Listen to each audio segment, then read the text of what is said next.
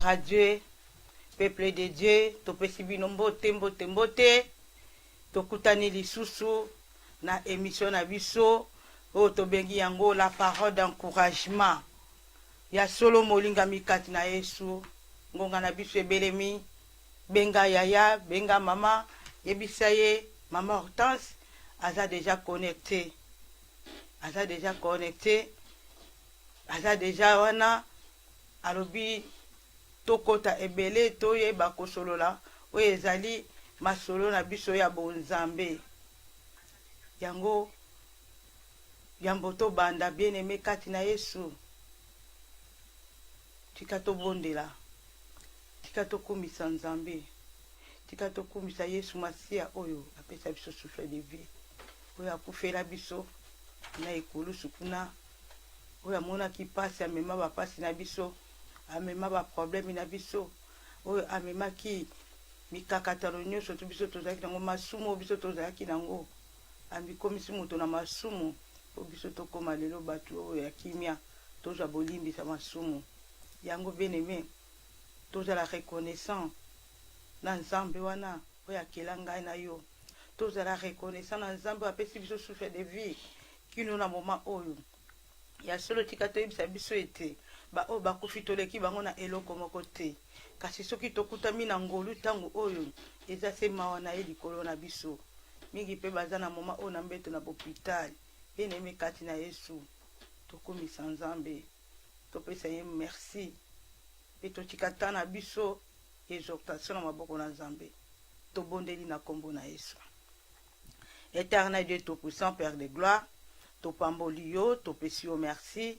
Merci nzambe na bon moi kokomisa biso tsukino na mama oyo obateli biso na mabota na biso, opesi biso pema na ofele tosumi na mbongo te yango tolobi merci.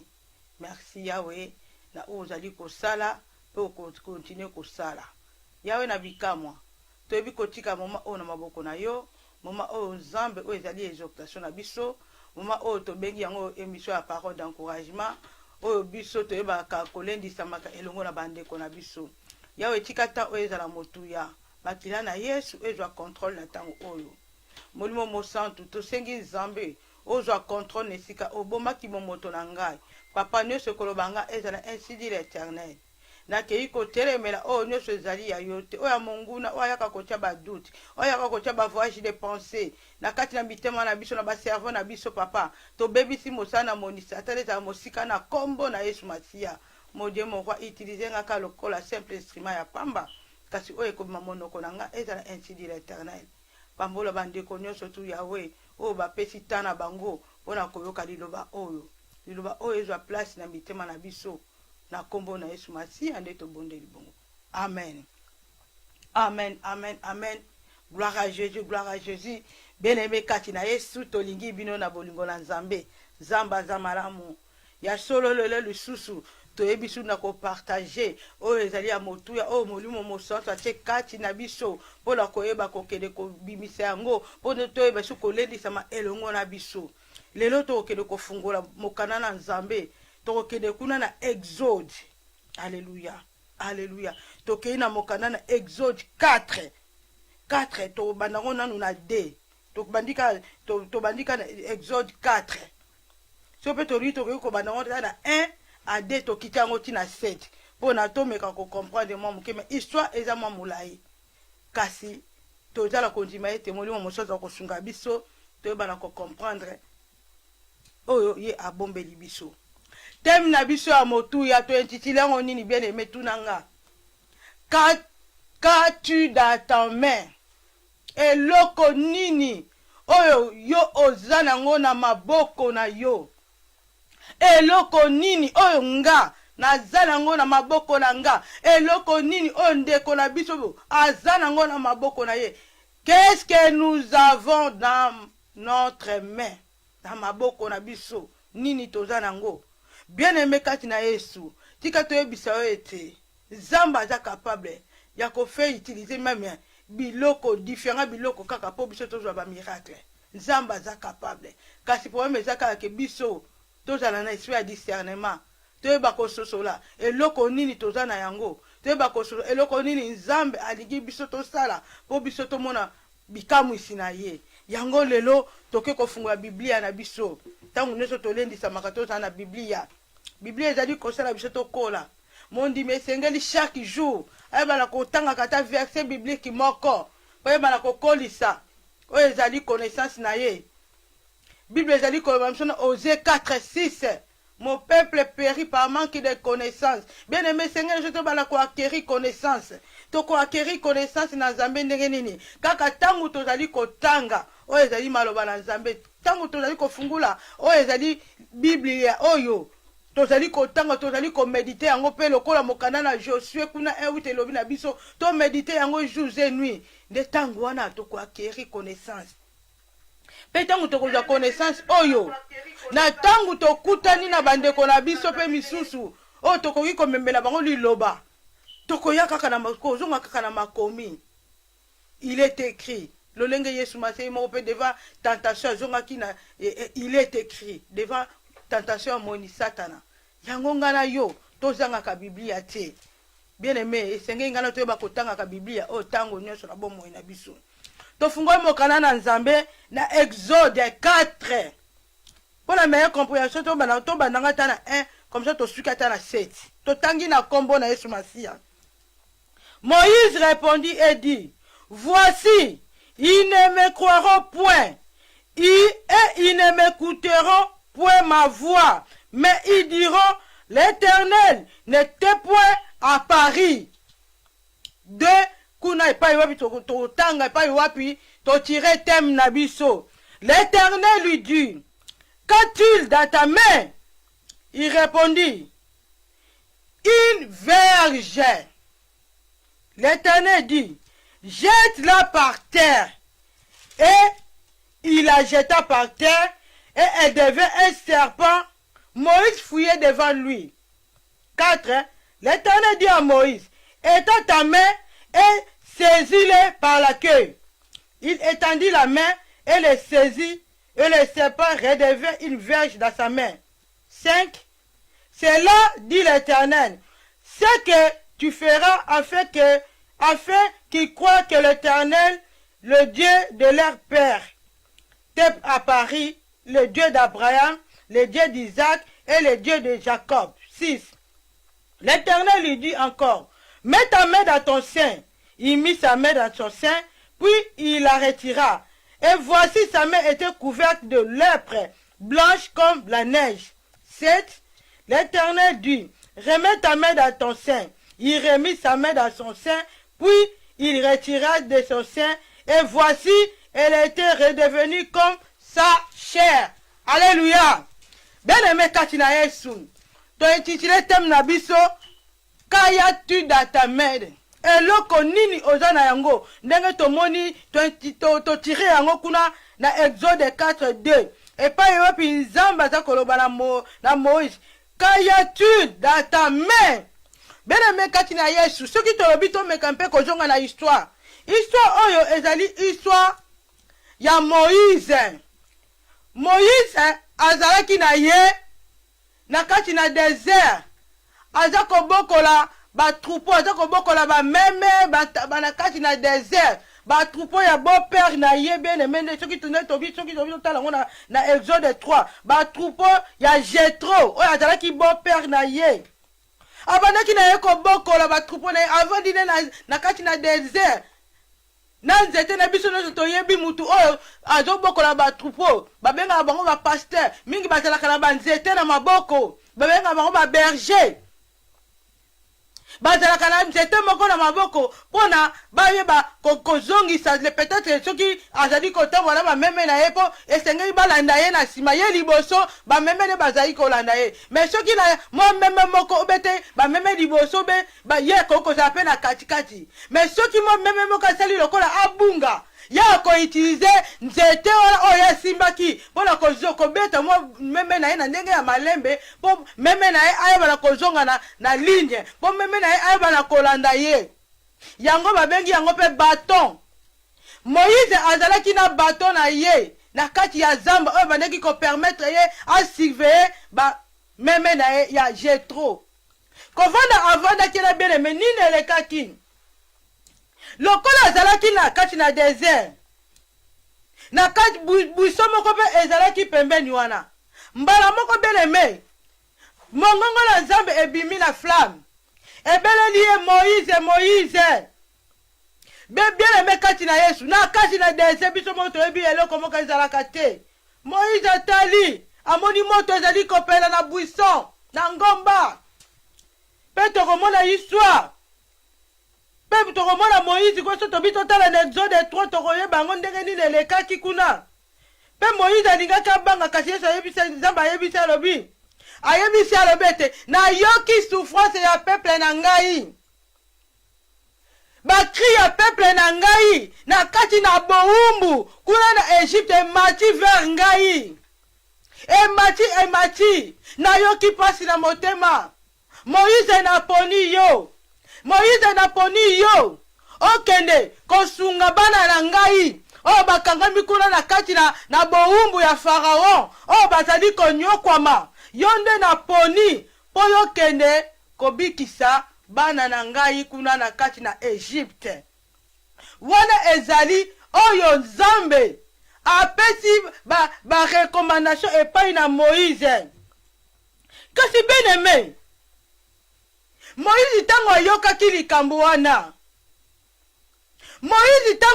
yango bembe wana sikoyo tozongi nango mwa nsima na Exode 3 kuna tomeki kozonga mpo tomeka me kocomprendre mwa histoire ndenge nini tokomi na kati na Exode 4. Nzambe abimeli Moïse alingaki alobi na ye awo te basapatu na ye awo te eliko ba quelque part ke Moïse azalaki mwa souillé azalaki na mwa makambo mususu mpo bato mutu akoki kopusana na Nzambe na salite te. Tomoni tango ekomi bongo Nzambe apesi ye mitindo alobi na ye soki totali na Exode 3 kuna na 6 alobi na ye ete et il ajouta, je suis le Dieu de ton père, le Dieu d'Abraham, le Dieu d'Isaac et le Dieu de Jacob. Moïse se cacha le visage car il craignait de regarder Dieu. Mais ce qui t'a quitté dans 7, en Exode 3, 7, donc au monde a ce qu'on pas Nzambe. Alors j'ai vu la souffrance de mon peuple qui est en Égypte et j'ai entendu les cris que lui font pousser ses oppresseurs car je connais ses douleurs.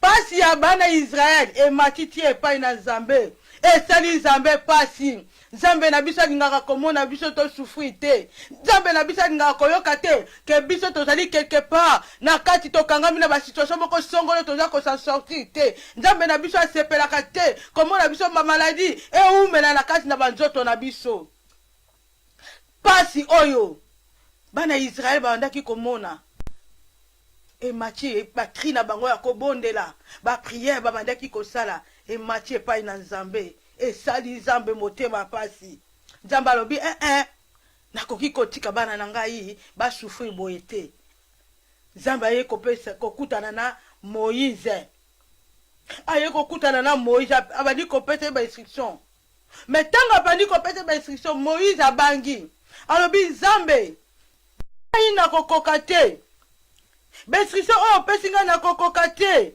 po bakondimela ngai te bien-aimé wala sikoyo tokomi na Exode 4 na Exode 4:1 kuna epai Moïse abandi kolobi Moïse répondit et il dit voici ils ne me croiront point ils ne m'écouteront point ma voix mais ils diront l'Éternel n'était point à Paris bakondima te ke Nzambe yo obimisi ngai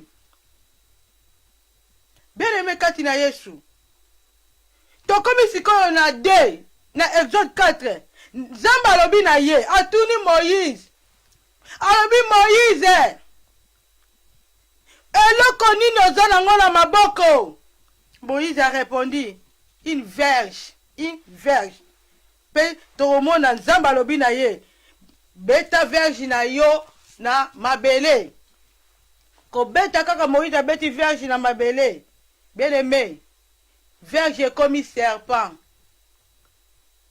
Tomoni ete Moïse azaki moto moko abandaki kobanga Nzambe. Moïse azaki moko alingaki Nzambe azalaki sumi na makambo na Nzambe. Moïse azali moto moko oyo Nzambe bandaki ko utiliser mingi. Bien aimé kati na Yesu. Toyo komona Moïse Nzambe apesi recommandation lokola olobi ete bana Israël bakondima ngai te. Ok, ngai Nzambe moto natindi yo okende kobimisa bango. Pona taliso ke naza Nzambe bwaka verge mabele eloko nini oza nango. Moïse abwaki verge na mabele. Ko bwaki verge na mabele, verge wana ekomi serpent. Moïse alinga kima. Nzambe ayebisi ye. Alobi étends ta main. Simba nyoko na maboko. Pe Moïse atosi asimbi serpent. Pe na mbala moko serpent zongi nzete.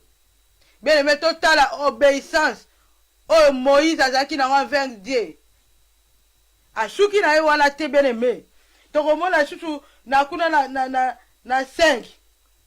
Tokomona isu ayebisi ye lisu na 4 alobi na ye tanga alobaki na ye etata me pe tomoni ete nyoka ezongaki bien aimé. Pe ayebisi ye sobi tia maboko no na poche. Tomoni Moïse akotisaki maboko na ye. Tanga bimisi boye bien aimé maboko no surtout ekomaki couvert na lèpre. Total la puissance na Nzambe, total la miracle oh Nzambe asalaka. Nzambe aza capable bien aimé, ya ko utiliser miracle par tous les moyens pour biso tozala na kimia. Il peut tout faire. Akotisa loboko na eboye, loboko ekomi na bapota. Pa lobi zongisa. Ko zonga zongisi yango, loboko ezongi normal. Nde sikoyo tokomona sikoyo epai wapi sikoyo Moïse na Aaron bango sikoyo bakendaki bien aimé. Bien aimé kati na Yesu leso ni toni to tirer awa. Soki totali histoire oyo Nzambe atuni Moïse ozana eloko nini. Nzambe atunaki Moïse bien aimé parce que Moïse akomaki ko se sentir incapable. Moïse Nzambe apesi ba recommandement. Apesi recommandation alobi kende kobimisa bana nanga na Israël. Kasi lokola Moïse akomaki ko se sentir incapacité mokati na lobete ngai na kokoka te. Ngai na kokoka te. Parce que naza komona te bana Israël bakondima ngai te. Nzambe alobi na ozali na eloko ya motu ya kati na yo. Ozana eloko ya motu ya kati na yo. Ezali kaka yo moto na poini po yo retourner kuna na Egypte. Po yo kene ko bimisa bana na ngai na bowumbu bien aimé. Devant situation wana Moïse abandaki ko pousser ba argument. Po ayeba kite nini oyo azalaki nango kati na ye. Parce que soki ayebaka na tango wana alingaka ba pousser ba argument te. Alingaka tu na Nzambe te ke est-ce que ngai na batu wana bakondima ngai. Est-ce que ngai na kokoka? Enga na moni na kokoka te na moni. Nzambe tinda kaka moto mususu na place nanga. Bien aimé des fois biso na yope. Ba situation na ekomelaka biso. Devant situation moko boya ya pasi. Devant problème moko bo lekeli biso moto. Biso be to komaka na ba problème, to komaka devant kotuna ba question wana. Est-ce que na kokoka? Est-ce que na kokoka ko sa sortir? Likambo oyo yeli ngai. Ngai vraiment na kokoka. Est-ce que Nzambe onga na bondelaka? Aza capable ya ko bimisa nga na situation oyo. Est-ce que ba question na yango la pe Moïse atunaki. Kasi lokola Nzambe aza Nzambe, lokola Nzambe aza capable ya kosala ba miracle akoki ko utiliser eloko nyonso n'importe quoi, n'importe quand, n'importe comment pour kaka biso to vivre ba miracle. Ayebisi Moïse abi ozana verge na maboko na yo. Ozana verge wana yango nde mutu eko aider yo devant ba Égyptien bien aimé. Moïse abandaki ko se sentir incapable ya ko accomplir mission oyo Nzambe apesaki ye. Bien aimé ngana pe des fois tomiye bakate ke tozaka la sena mo tozala ba mission. Tozala mission kasi tomiye bakate. Ngana yo toyala sena mo oyo toyala mission. Toyaka pamba te bien aimé. Na sena mo oyo tozali ko vivre toyaki pamba te. Yesu Masiya pe atikela biso mission o biso na yo toyebaka te tokoyeba mission yango bien aimé. Toza ko kende. Ngana yo devant ma situation. Peut-être to bondeli, to bala. To za kati na mabala mwana za koya te. Si to te stérilité te meli biso na ma mariage. To komi kolela, to komi koselamate. To sali toutes sortes de prières. Mais mwana za koya kaka te. To komi na ba question, est-ce que Zamba salaka? Est-ce que vraiment Zamba za koya prière nanga? Est-ce que Zamba vraiment akoyano langa un jour? Bien aimé tomoni Moïse. Moïse peut tout qui ba question. Moïse peut ayoka ki kobanga kati na ye. Kasi Zamba mimoni saki kati na ye kaza Nzambe. Pe to komona soki to lobi to kende bien aimé kati na Yesu. To kende komona bâton. Oya Moïse. Et ça là qui peut makambu nango. Soki to bi to kende na Exode 6:1.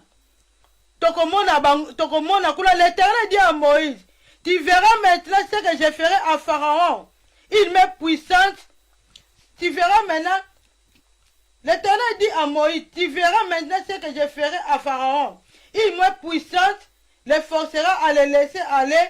Il m'est puissante, les forcera à les chasser de son pays. Bien aimé, quand il a Yesu, ton moni a Nzambe siko lobi siko na kolakisa yo. Ndenge be Égyptien, bakonyo kwama. Ceux qui ba boy ko libérer bana na ngai. Pe to bandi ko mona ndelenge bato o Moïse azalaki nango komi ko sala be fe nango. Ba Moïse ba kei ba yebisi ye. Mais ba yebisi Pharaon, Nzambe atindi biso, alobi on libérer bana na ye. Ben aimé kati na Yesu. Moïse a boy ko libérer bana na Nzambe.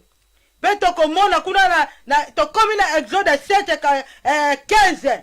Kuna siko to komona pa wapi Nzambe. Atindi Moïse alobi na yet va vers Pharaon dès le matin. Il sortira pour aller près de l'eau et tu te présenteras devant lui au bord du fleuve.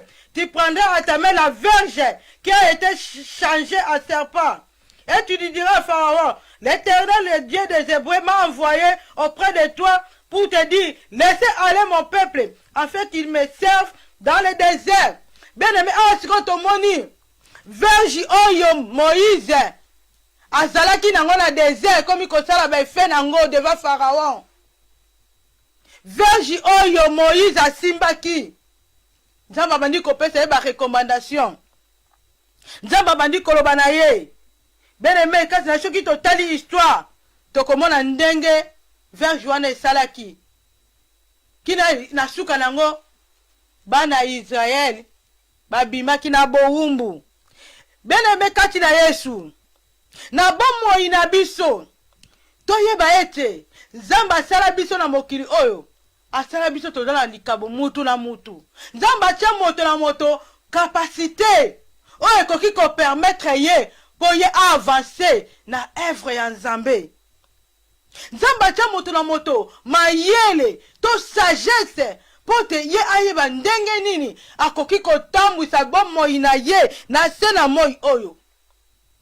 Yango na bomoi na biso esenge toyeba eloko nini oyo Nzamba alingi biso tosala. Nini tozala nango oyo biso tokoki kosala ete biso to faire avancer œuvre de Dieu. Nini tokoki kosala pour devant ba problème pour biso to longa. Bien aimé kati na Yesu Masia. Tozala na esprit ya badouche te. Na bomoi na biso to longola ba pensée négative. Peu n'importe problème oyo kokomela biso. Toyeba ete Nzamba aza capable. Ya kosala toutes sortes pour biso to vivre ben miracle. Nzamba aza capable ya ko utiliser n'importe eloko nyonso pa lo biango ete akosala nyonso ata biso to boko kumisa ye mabanga ekoki kokumisa ye. Eliko loba te Nzamba aza capable ya kosala pe n'importe situation toza nango pa bimisa biso balongi. Bien aimé kati na Yesu. Devant ba problème to longola ka ba esprit ya négativité. Totika ba pensée négative et surmonter ba vie na biso te. Yefsenge te ba ko tambola sa positivité. Totika circonstance mo mabe et dominer bon moi na biso te. Mais toi toujours confiance et pas dans Nzambe. Moïse azaki na confiance et pas dans Nzambe. Moïse andima ki abakete. Oh Nzamba azali ko bezali et si vous dit l'Éternel, esenge na ba kotosa. A obéissa ki na ba principe. Père kendaki bien aimé. Esenge itoyeba eloko nini ngana yo toza nango na maboko. Eloko nini toza nango. Même le président, comment la base qu'on diriger. Bien aimé, bango peut des fois se trouver à des fois problème, des fois difficulté. Au côté la boy, côté finance, la boy, côté difficulté, guerre, la boy, côté banzala, peuple déjà qu'on souffrir. Le président peut avoir un problème bien aimé. Tout le monde a bango kana di bana tozo betela bango maboko. Président de la République en boka, la capé n'a pas problème. Mais tant que vous avez devant un problème bien aimé, comment vous surmonter le problème, pour quoi un échec quitter. Pour que vous faire avancer le pays. Vous allez comme un pays mondialisé. Alors, pour que le niveau est top, le top mondial, et c'est qu'il va passer dans l'étape. Et c'est qu'il va passer dans un problème. Mais devant ce qu'on va problème, vous allez échec et s'immerger bango. Vous allez faire effort. Pour pas surmonter bien aimé, échec.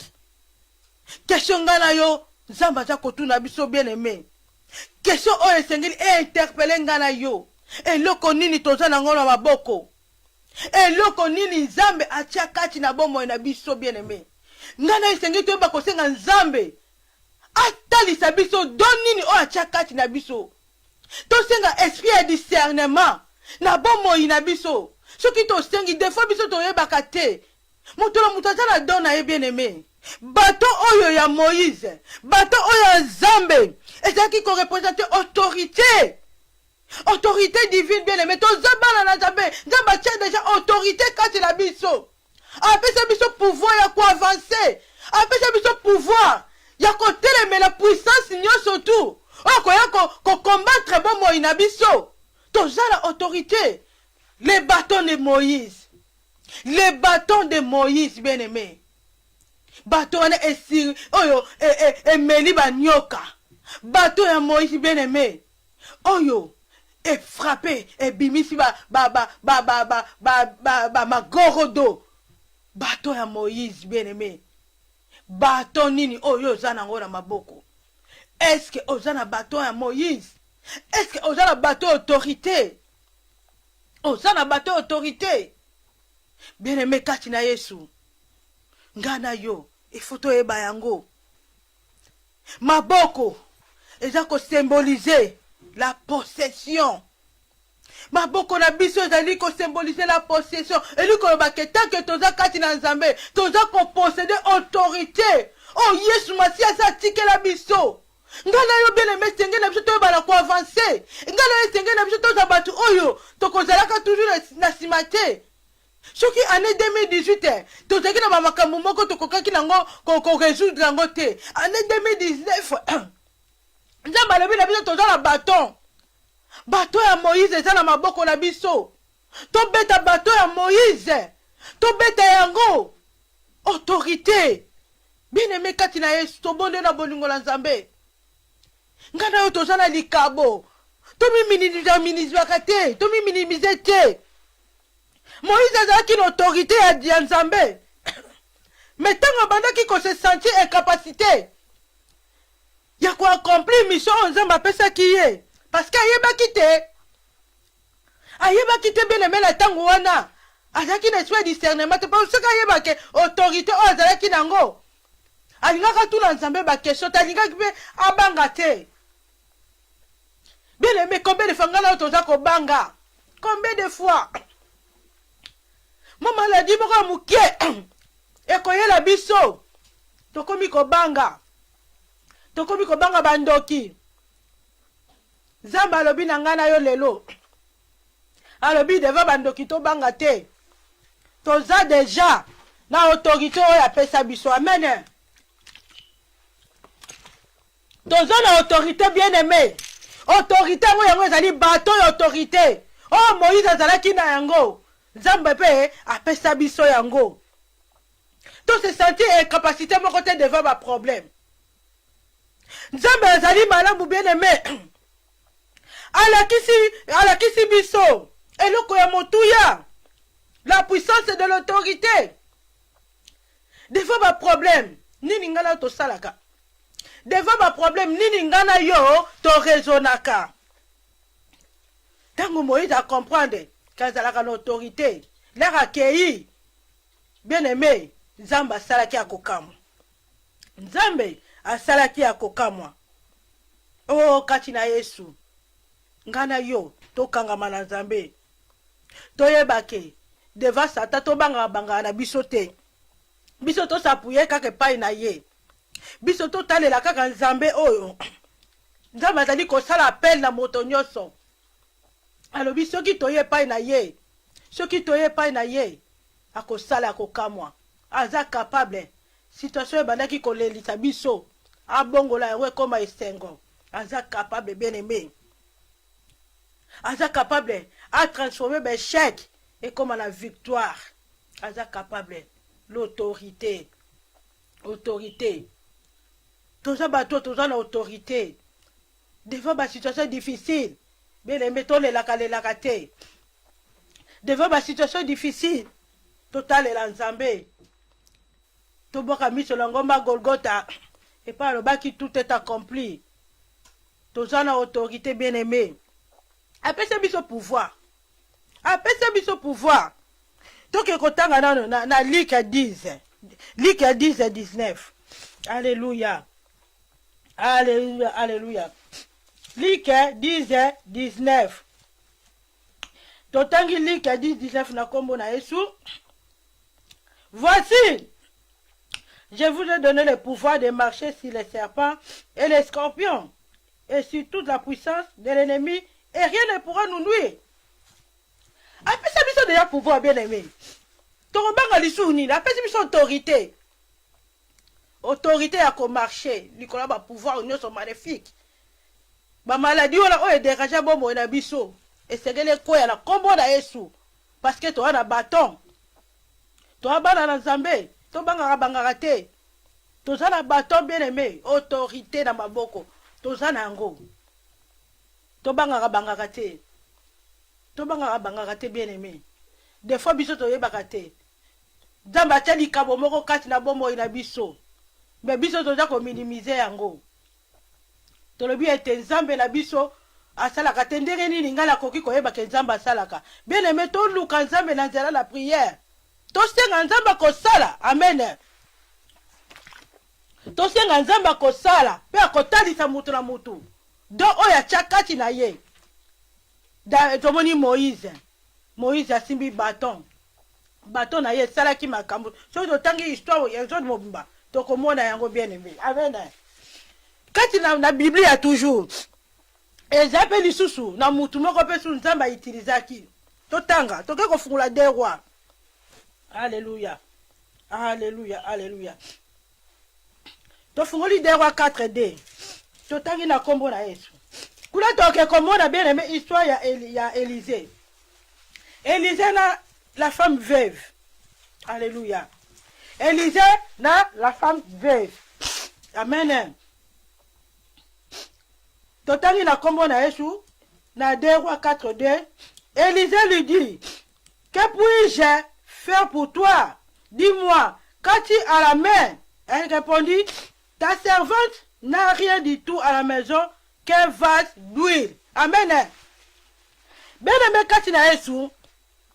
Ah, on dirait tout kotanga histoire ya veuve na Élisée. Élisée aza mutu moko Nzamba badako utiliser mingi. Nzamba badaki kolobela ye. Élisée aza mutu moko oyo babengi ye prophète. Oyo prophète Eli a enseigné qui est mingi.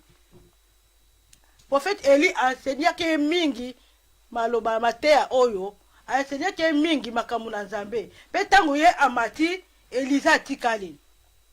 Mokolo moko abandaki koleka ayoka veuve moko azali kobenga ye.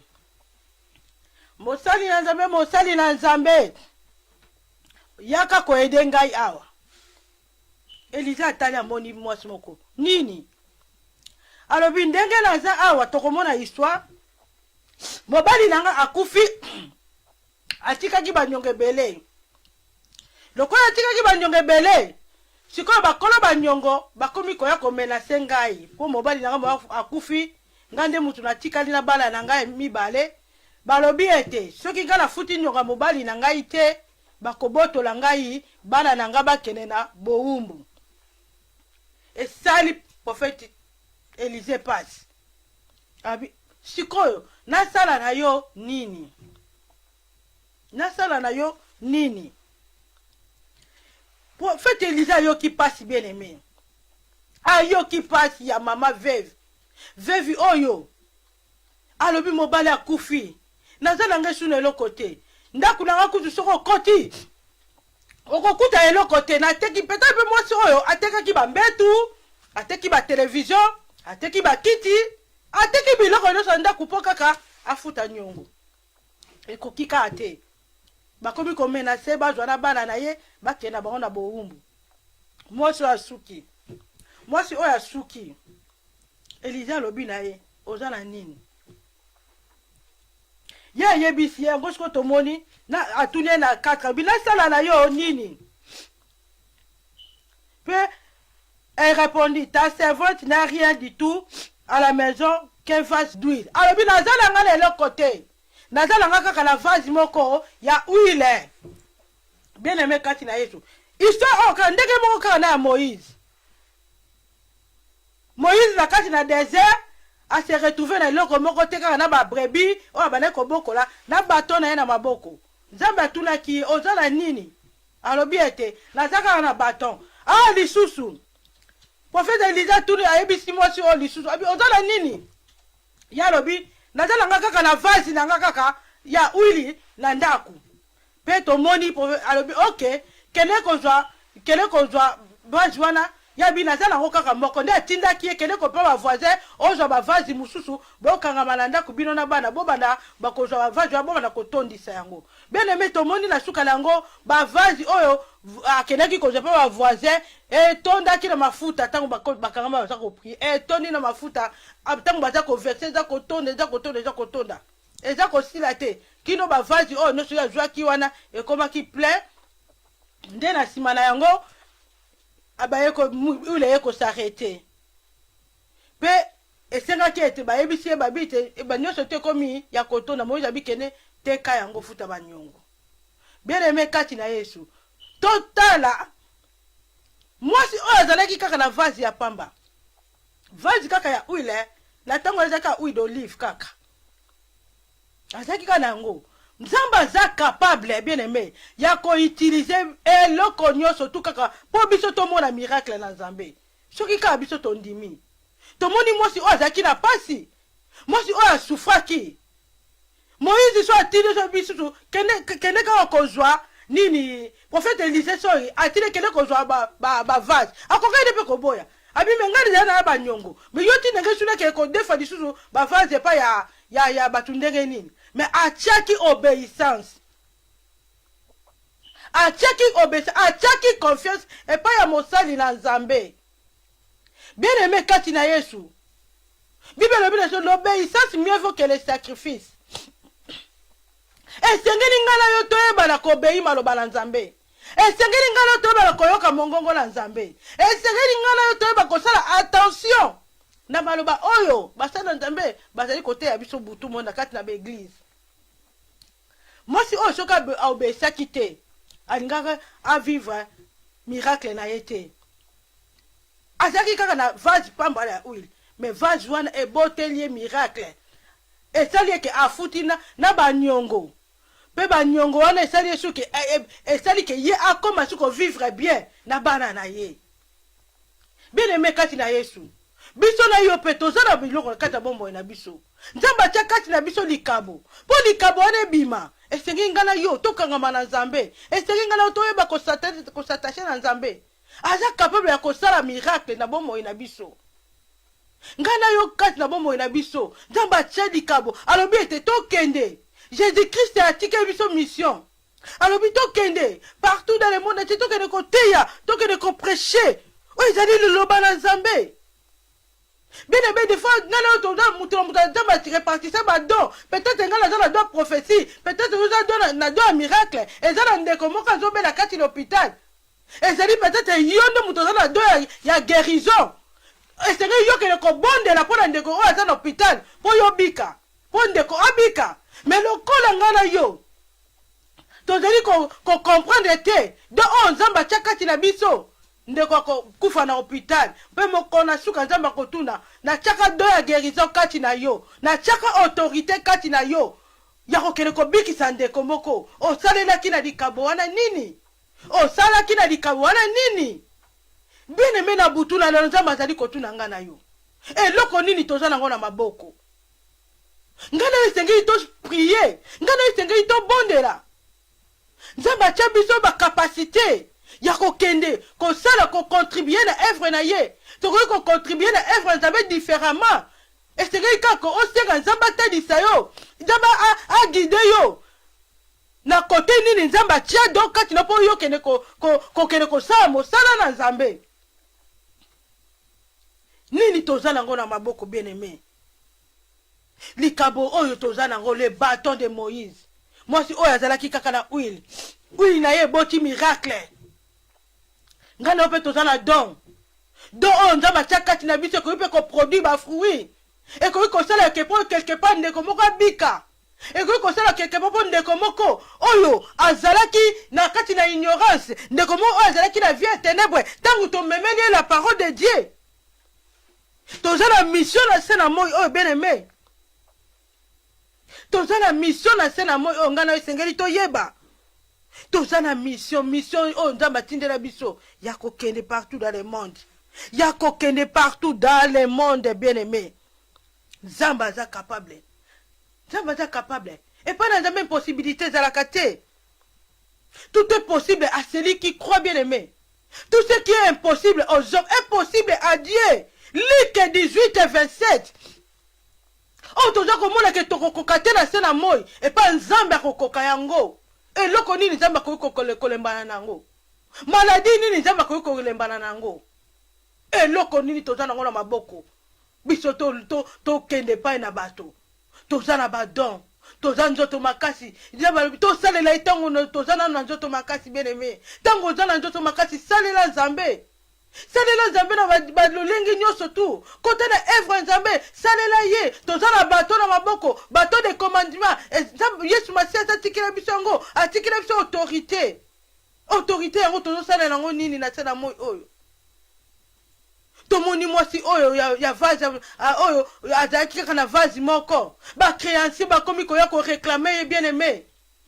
bacréancier oyo tokoki koloba a quelque chose na vie lelo ezali moyini satana azali koya koreklame biloko na ye oyo mobali na ye azwaki ntango azalaki na bomoi peut-être mpe azalaki na bozwi ebele ntango akufi basinyaki baparti na bango esengelaki baparti na ekokisama bien-aimé kati na yesu monisata mpe defo ayaka koreklame babiloko moko oyo atika kati na bomoi na biso ndenge bacréation bakomaki koya koreklame mpo ya mwasi oyo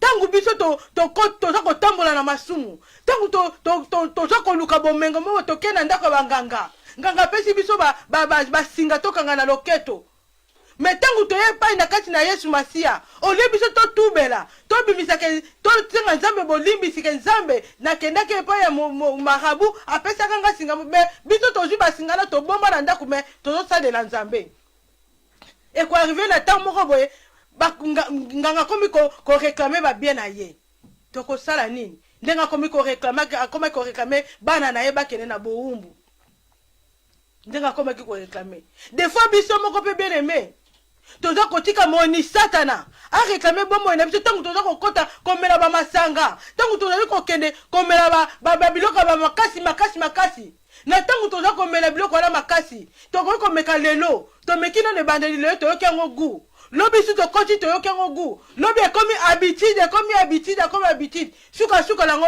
le salaire du péché c'est la mort bible ezali koloba biso ete tosa niveau na ve te tosa niveau na masanga te tosa niveau na biloko oyo mabe te bien-aimé me ntango biso tokomi kokotisa makambo mabe na nzoto na biso tokomi kosuyi yango bible ebi leso molimo mosantu no makambo mabe elinganaka te suka le salaire du péché c'est la mort bien-aimé nzambe azali kointerpele biso eloko toza nango motuya totia yango na disposition ya nzambe tokosuki tobi tokende lisusu na verset na biso ya suka na Matthieu kuna 14 et 17 alléluia na Matthieu 14 et 17 bien-aimé alléluia 14 et 17 Kuna tokomona bien-aimé. Alléluia, alléluia. Alléluia, alléluia, alléluia. Alléluia, alléluia. Bien-aimé kati na Yesu. Bolimbisi, toki totangi na 14 et 13. Na 14 et 13 tokomona histoire ya multiplication ya mapa. Mapa na mbisi. Kuna tokomona histoire Yesu Masia bongoli mapa na mbisi. Bazalaki kaka na 5 pains na 2 poissons. Yesu azali côté na bord ya fleuve. Fulu baye ebele. Koyoka Yesu Masia azali ko enseigner. Bazali koyoka Yesu azali ko enseigner. Et comme il ngonga moko ya pokwa. Esengela ki bakene batika batwala bakene koluka biloko kolia. Ba disciple baye para Yesu babi Yesu. Tango ke musika. Esengeli to tika ba full bandeko oyo bakene koluka biloko kolia. Réponse à Yesu Masia bien-aimé. Alobi na bango so tanga biete. Bino moko bo pesa bango biloko la kolia. Bido ba disciple ba pesa bango moko biloko la kolia. Bien-aimé kati na Yesu. Eloko nino zala ngo na maboko. Na tangu wana ba disciple bazalaki kaka na mbisi kaka na mapa. Donc mbisi kaka zalaki na mibale na 5 pains. Kati na ta main. Peto moni mbisi wana na nipa wana. E salaki miracle bato ebele balie. Eloko nini bene ngana yo toza nango na maboko. Kesho tunameli ngai na yo lelo. Eloko nini ngana yo toza nango na maboko bien-aimé. Nini ngana yo toza nango. Bato nini toza nango. Bato nini. Nzamba alezi Yesu alezi bato ebele. Na mapa na mbisi mwasi oyo azalaki kaka na vase ya mafuta.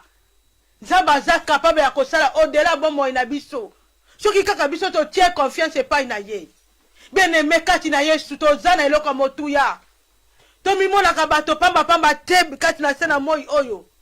Nzambe alobi ete tosalama na elilingi na ye. Toza ba ouvrage na ye. Esengeli tokota na service na ye. Tokota na service na Nzambe. Eloko ni na motuya oyo zana ngoko ko tia na service à Nzambe. Nzambe azali ko interpeller ngana yo lelo bien-aimé. To fanda kana ndaku te tsengeli ngana to kota. Bato ebele baza kozela biso. Bato ebele baza libanda. Baza kozela yo na ngai. To kende pai na bango. To tadisa bango. Oyo ezali sango malamu. To tadisa bango. To memela bango. Oyo ezali message ya Jésus-Christ de Nazareth. Nekola pe bakozala sauver lokola biso to sosoli soki kaka biso to ke epai bango bazali soki kaka do oyo eza kati na bomoi na biso et se manifester yango po se manifester fesengeli biso totia confiance epai na Nzambe. Nzambe alobi na biso soki tosengi tokozwa soki toluki tokomona ngana esengi tosengaka badon ngana esengi nga batalisa biso badirective na bomoi na biso. Tumimonaka toza bato pamba te na se na moi. Toza bato oyo nzambe atinda biso mission. Esengeli kokisama bien-aimé na bomoi na biso. Yango tango nyonso maloba na biso esengeli ebibisaka maloba kitoko. Esengeli nyonso tobala koprofetiza maloba kitoko parce que toza na autorité oyo nzambe apesa biso. Toza na autorité wana bien-aimé. Les bâtons. Toza na bâton oyo tosimbi na maboko. Ngana yo bien-aimé. Est-ce que toza ko sosola liloba oyo na butu na lelo eloko nini oza na motema quand tu dans ton cœur eloko nini oza nango na ndako na yo eloko nini oza nango na bomoi na yo. Nzambe aza kotuna nga na yo question eloko nini oza nango na vie na yo okoki kotia na disposition na Nzambe po Nzambe asepela na yo po Nzambe asepela bien omoni abete yo pe tolo lolenga abetelaki nde totangaki la fois passée histoire ya Job. Nzambe abetela biso tolo nenga bandaki kobetela Job azobi sa to moni mosali na nga Job abangaka ngai asalaka mosala na nga tangu nalobaka na ye atosaka ngai. Bien-aimé kati na Yesu eloko ni toza nango bato toza nango eza bato autorité o Nzambe atikela biso pouvoir konyata ba scorpion peu n'importe situation nyonso to okuta nango toza na autorité autorité ale sengeli nga na yo toyebana ko se servir nango pe comme la biso trop tard pe comme ateke un jour Nzambe atuna biso tangu to Yesu Masia koya tangu to kopesa ba compte à rendre et le la biso trop tard que to yebaka te que to zakala ba don tango yango yo ya kotia ba don to za nango na disposition à service en Nzambe Nzambe alobi na biso to zone autorité problème ko la biso to banga bangate to zone autorité nyonso ko yena bombo na to kumisa Nzambe to tiaka confiance epai na ye to tia confiance epai na Nzambe to banga te bien aimé to za na bâton de commandement to za na yango bâton le ko to za na yango bande ko musu ba zala ba esengeli ba yeba ke to za na bâton bo peut-être bango pele musu ba yeba kate ke to za na bâton to memela bande ko na biso eloko nini to za nango na maboko nini oyo Nzambe alobi na biso to sala mission sur la terre. Mission sur la terre. Alobi ete na ndaku na ye bisika ezali ebele mais peu de lit. Po batwala nyoso siko bayana na ndaku na papa ngana esenge to memela bango pe bâton. Banjwa pe bâton bayeba ke bataka na bâton po bakota na musala na Nzambe. Nzamba pambola biso toyeba ete toza na autorité na maboko na biso. Toyeba ete Nzamba tinda biso mission na se na moi tokende kosala musala kati na ilanga na nkolo. Nzamba pambola biso bien aimé tokangi biso tobondeli obongi na lokumu Nzambe na bikamwa kumba mazwa lokumu papa na lola. Merci mon Dieu mon roi otalisi biso ete toza na bâton Nzambe yango neza bâton autorité yango ne tokokenda yango ne pas nyonso tu Nzambe mpona kotatola kombo na yo Yawe zwa lokumu kanisela bandeko nyonso o bakotaki peut-être bango bazalaki pe na ba doute yako ndimela yo Yesu tango ba comprendre ete yo pesa biso pouvoir o pesa biso autorité Yawe ba sosola pe bakota na œuvre na yo tokende liboso papa na lola liloba oyo ebota fruit na mitema na biso na kombo na Yesu nde tobondeli bongo amen. Nzamba pambola biso apambola bandeko nyonso tu o toki connecté tobo sanate c'est samedi oyo to invité biso nyonso tu tokutana na église à la puissance divine à partir à 17h kuna pa iwapi toza ko célébrer 5e anniversaire ya Etonga bien aimé Nzambe asali ya kokamwa kobanda 1 année 2 ans 3 ans 4 ans 5 ans lelo église à la puissance divine za kokokisa 5 ans toya tokumisa Nzambe topesa Nzambe merci na oyo asili kosala tozana ba différents ba chantre na biso oyo bakosunga biso oyo bakokumisa Nzambe na banzembo kitoko pe tobosana te tozali pe na ba orateur du jour tokomona évangéliste Maku tokomona pasteur na biso Jean-Pierre Ngwizani tokomona évangéliste Juvenci pe toza pe na mopaya na biso oyo akouta libanda pasteur Tito yeba akoya kolendisa biso na maloba Nzambe to invité biso toya ebele to bosala pete ji ekozala pe kolia ekozala wana to kumisa Nzambe to sepela elongo to lia na bonzambe pote toza bana na Nzambe communauté fraternelle Nzamba pambola biso apambola bandeko nyonso tozalaki wana tokutani semaine prochaine bye bye.